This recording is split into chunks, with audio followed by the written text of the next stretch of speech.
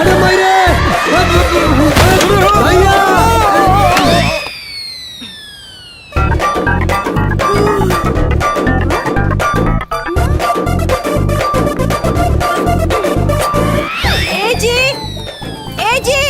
अरे रउआ उठी ना।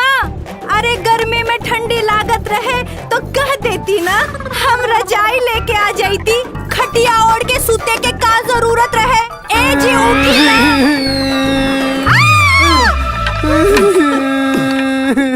अरे देवर जी रउआ रोवत काहे बानी? देवर जी राउर भाई कहाँ बाड़े? ऊपर हम विधवा हो गए ने। हे भगवान हम विधवा हो गए ने। हमरा के छोड़ के चल गए। अरे मेरी बात तो सुनी ना ना ना अरे चुप करो। हमार बता चल गए। हम विधवा हो गए ने। हे भगवान। अरे भौजी अरे ऐसा कुछ नहीं कह रहे। चुप करो। राहुल भैया ऊपर चल गए ने। अब हमार जवानी माता के सिंदूर। अरे बाकी वो ऊपर का हो गई? अरे बहनी पापा केकरा के काबू ससुरे जाके तू अपन लालसा पूरी कर लेबू। हम भंडार केकरा के काम। अरे का भइल बहुरिया? अम्मा जी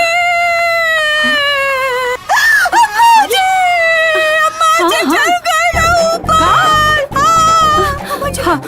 अम्मा जी राहुल बेटा ऊपर चल गए।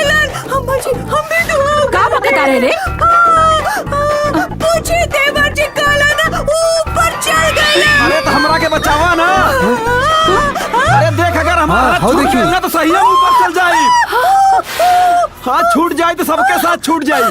सब जन तो अपने में परेशान हुआ। चढ़ जाओ दीवार पकड़ के चढ़ जाओ। काम कैसे बाबूजी ने रे भरल जवानी में 2 बार तोर मम्मा की दीवार तड़प जात रहे। चढ़ जाओ भैया चढ़ जाए। सच में बाबूजी के पास चल जाए। अरे जो तू जलता नहीं। भैया के बचाओ। कौन स्पाइडरमैन थोड़ी ना है कैसे जाल फेंक के ऊपर चढ़ जाए। अरे भाई भैया तो दुनिया देख के आएगो ललमुनिया भी पैदा कर देले बाड़न। बाकी हमरा तो दुनिया देखी बानू। भैया के बचाओ। रुके हम आवतानी।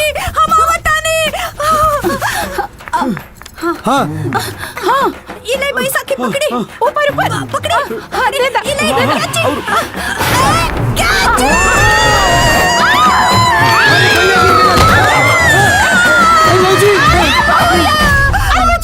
अरे हम तो आ गए माई। ठीक बना लटक गई। अरे रहे ना ओकरा के। हमरा तो हर चिंता बा। ओकरा लेके तो हजारों मिल जाई। अरे वो लटक गई।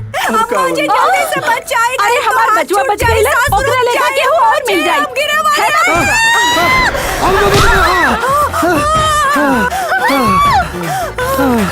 थैंक देवर जी। पति जी जाओ अम्मा जी तो बोली रहुआ चल जाती तो का होती। अम्मा जी ठीक ही बोली है नो।